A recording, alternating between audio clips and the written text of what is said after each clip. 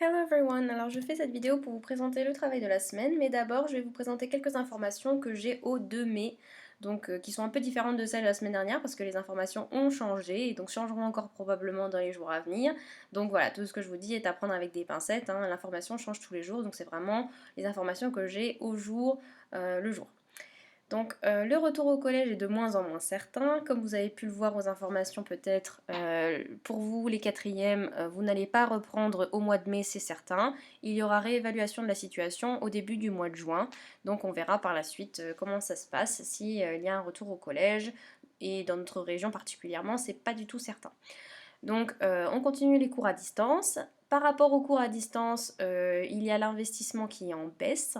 À cette rentrée, il y a moins de 16 élèves sur les deux classes de quatrième qui ont fait les devoirs demandés, les cours demandés, pardon, cette semaine, donc la semaine dernière. Donc c'est très décevant hein, par rapport à ce qui était le cas avant les vacances. Donc il n'y a pas tout le monde qui s'est remis au travail. Donc j'espère que ça ne va pas continuer dans ce sens et que les élèves qui n'ont pas forcément travaillé vont rattraper leur retard. Parce que bon, si on continue comme ça encore un mois, il va falloir quand même y mettre un petit peu du vôtre et vous organiser dans votre travail. S'il y a le moindre problème, donc si vous avez une raison de ne pas faire votre travail ou si vous n'avez pas compris ce qu'il faut faire, n'hésitez pas à m'envoyer un message, d'accord, pour que je sache exactement quel est le problème, d'accord. Ne restez pas silencieux, voilà, vraiment, donnez de vos nouvelles, dites-nous pourquoi vous ne faites pas votre travail. Ensuite, je vous demande de bien lire les consignes, de regarder donc les vidéos que je vous fais. C'est beaucoup de travail, tout ce que je vous mets en ligne. Donc, quand je vois que après, même ceux qui font le travail n'ont pas tout respecté ou ont fait ça un petit peu à la va-vite sans lire les consignes, c'est un petit peu décevant. Lisez bien les consignes. Quand je vous demande de répondre en français aux questions, répondez bien en français s'il vous plaît. Inversement pour l'anglais, d'accord? Donc, regardez bien les consignes s'il vous plaît. On m'a demandé dans le sondage de la semaine dernière s'il y allait y avoir un conseil de classe et un bulletin du troisième trimestre. Alors pour l'instant, il n'y a aucune certitude, mais moi personnellement, je pense que oui. Même s'il n'y a pas de note qui va compter pour la moyenne et donc de moyenne générale pour les matières scolaires, on pourra quand même faire une remarque et du coup faire un bilan de votre travail pendant cette période un petit peu particulière. Donc oui, je pense qu'il y aura quand même un bulletin du troisième trimestre. Alors pour le travail de cette semaine, donc la semaine qui arrive est une petite semaine encore une fois parce qu'on fait cours que du 4 au 7 mai, le 8 mai étant férié, d'accord, donc vous avez que 2 heures d'anglais, donc il n'y a pas beaucoup de travail, donc il n'y a aucune excuse, hein. Vous avez largement le temps de faire ce que je vous demande, vu qu'il y a quand même moins de travail que d'autres semaines où il y a 3 heures de cours. Donc dans un premier temps, vous allez retrouver la vidéo que je suis en train de faire, donc ici en dessous, de regarder la vidéo ci-dessous qui explique le travail de la semaine. Ensuite, comme d'habitude, je vous demande de répondre au sondage en cliquant sur le bouton sondage à droite. Donc ça, en général, tout le monde le fait, il n'y a pas de problème. Donc vous devez répondre à How are you? What is the first thing you will do after the lockdown? Donc je vous demande quelle est la première chose que vous allez faire après le confinement si vous pouviez faire ce que vous voulez. Ensuite, je vous demande de cocher une ou plusieurs réponses sur quel type d'exercice préférez-vous faire. Donc vous pouvez cocher une ou plusieurs réponses, c'est comme vous voulez. Quel type d'exercice n'aimez-vous pas faire? Encore une fois, vous cochez les réponses. Ensuite, vous pouvez me poser des questions ou me faire des remarques, notamment si vous avez quelque chose à me dire par rapport aux réponses que vous avez cochées, dans la dernière question. Vu qu'il y a de moins en moins de questions, en général, je réponds maintenant au cas par cas. Donc, sur Pronote, je vous fais un petit message privé pour vous répondre à la question que vous m'avez posée. Ensuite, une fois que vous avez fait ça, le travail du mardi 5 mai, on commence par la liste 7 des verbes irréguliers en cliquant sur le bouton Learning Apps ci-dessous, puis faire l'évaluation en ligne en cliquant sur le bouton Liste 7 Test ci-dessous. Donc là, ça, vous avez l'habitude. D'abord, vous faites les révisions, donc vous révisez votre liste avec les exercices Learning Apps. Comme d'habitude, vous avez 3 exercices. Le premier, Matching. Le deuxième, English into French. Donc vous avez les 3 formes en anglais, vous devez écrire la base verbale en français. Et le troisième exercice, où vous avez la base verbale en français, vous devez écrire les 3 formes en anglais. D'accord?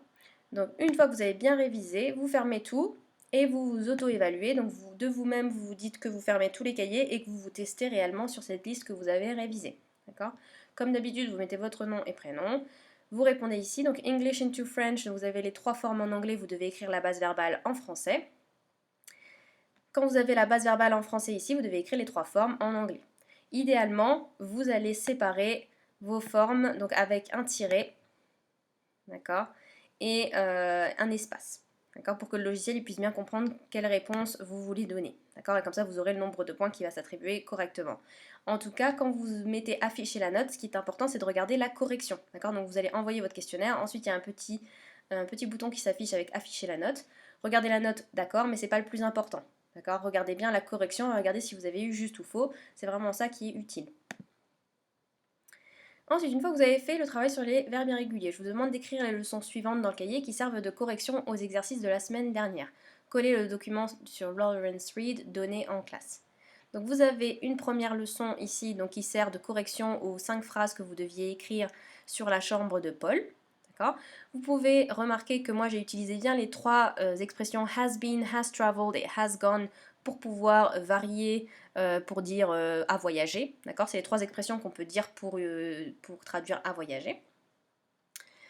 Et j'ai utilisé les 3 expressions qui veulent dire parce que, because, since et as, encore une fois, pour varier et pour montrer qu'on connaît plusieurs façons de dire quelque chose. D'accord. Vous pouvez donc écrire cette leçon en correction de ce que vous avez fait. Ensuite, je vous demande de coller ce document, d'accord. Donc si vous ne l'avez pas parce que vous étiez absent, vous pouvez l'imprimer avec le lien sur Pronote. Et si vous n'avez pas d'imprimante, vous laissez de la place pour le document, pour quand vous aurez de l'encre pour imprimer éventuellement. En tout cas, ensuite, vous devez écrire la leçon Interview of a Globe Trotter, d'accord. Vous, dans l'exercice que vous avez fait sur Google Form, vous deviez écrire en français. Normalement, si vous avez fait les choses correctement, vous avez regardé la correction. Donc quand vous avez envoyé votre questionnaire, si vous avez mis afficher la note, normalement vous aviez la correction. Donc vous avez pu vérifier vos réponses et donc normalement, pas eu de problème là-dessus, donc je ne fais pas de correction en français. Par contre, je vous mets ici le résumé du document en anglais qui pose normalement pas trop de problèmes au niveau de la compréhension. C'est assez simple, surtout si vous avez travaillé sur le document en français dans le Google Form. Vous écrivez cette leçon. Enfin, une fois que ça c'est fait, vous envoyez une photo de votre cahier comme d'habitude avec les différentes leçons, soit par mail, soit sur le casier de collecte. Maintenant que vous savez faire, vous cliquez sur casier de collecte et vous importez votre fichier. Ensuite, le travail du jeudi 7 mai. Faire le travail d'écriture en suivant les consignes ci-dessous sur le questionnaire en ligne en cliquant sur le bouton Writing. Okay. Donc vous avez les consignes du travail d'écriture ici, donc un texte de 100 mots, où vous devez vous présenter. Donc vous vous présentez brièvement, hein, seulement votre nom, votre âge, là où vous habitez, dans quel pays, et ce que vous aimez faire globalement. 3 choses par exemple, comme pour Lawrence Reed. Ensuite, vous devez parler de vos expériences, d'accord. Donc ce que vous avez déjà fait ou jamais fait, donc en termes de sport, sport extrême, etc. Les pays que vous avez visités. Vous parlez évidemment des pays que vous avez jamais visités également. Vous pouvez utiliser would like to pour dire ce que vous aimeriez essayer, donc les activités que vous aimeriez essayer, comme par exemple I would like, okay, because, et après vous pouvez continuer la phrase. Utilisez l'expression encore une fois would like to plus base verbale pour parler des endroits que vous aimeriez visiter dans le futur. D'accord. Donc I would like to go to New York, par exemple. Utilisez le present perfect dans votre texte. Donc le present perfect c'est bien have plus participe passé. Utilisez les expressions already et never. Et utilisez des mots de liaison comme and, but et because. Et enfin, je vous demande de varier les verbes utilisés comme drive, touch, be, go, etc. D'accord. Donc variez vraiment les verbes utilisés, ne dites pas toujours la même chose. Donc pour faire ce travail d'écriture, vous pouvez soit directement l'écrire sur le questionnaire en ligne, d'accord. Donc quand vous cliquez sur Writing, d'accord, comme d'habitude, on vous demande votre nom et prénom, vous avez les consignes qui sont expliquées ici, et vous devez écrire votre paragraphe de 100 mots ici, d'accord. Vous pouvez aussi, d'accord, surtout si vous faites le Google Form sur votre téléphone parce que vous n'avez pas d'ordinateur ou alors que vous devez le partager avec quelqu'un, vous pouvez écrire votre texte dans votre cahier par exemple et ensuite le recopier, d'accord, avec votre téléphone, d'accord. Ce sera plus simple que d'écrire directement sur le téléphone, d'accord. Donc c'est ce que je vous conseille si vous travaillez sur un téléphone. Si vous travaillez sur un ordinateur, vous pouvez l'écrire directement sur l'ordinateur ou même sur une tablette, ça peut aller aussi, d'accord. Pour ce travail-là, je vous demande d'écrire ici votre adresse email, d'accord. Donc une adresse email à laquelle je peux vous envoyer une correction personnalisée. D'accord. Comme ça, je vous corrige votre texte et je vous mets donc du coup une correction personnalisée ensuite que vous recevrez par mail par la suite. D'accord. Donc là, vous n'aurez pas une correction instantanée, mais ce sera une correction après coup. Donc voilà. Une fois que vous avez fait ça, vous avez terminé le travail de la semaine. Voilà.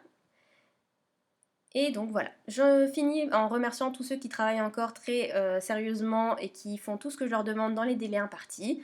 En tout cas, les réponses que je reçois en général sont quand même de très bonne qualité. Il n'y a que quelques exceptions où les consignes ne sont pas respectées. Donc voilà, je vous souhaite une très bonne semaine. Have a nice week. Goodbye.